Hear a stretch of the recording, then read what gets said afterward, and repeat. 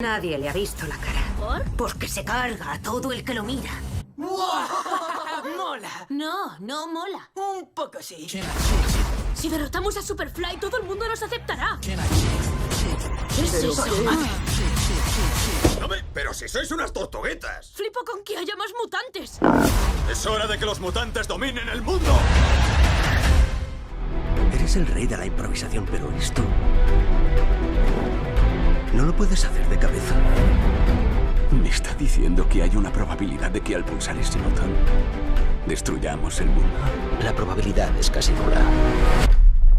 Casi nula. ¿Qué quieres? Solo tenemos la teoría. Nula. Estaría mejor. Las cosas no siempre son fáciles y lo sabéis mejor que nadie. ¡Vamos a atacar! Pero yo cuento con vosotros para salir ahí y ganar. ¡Eso es! ¡Eso es!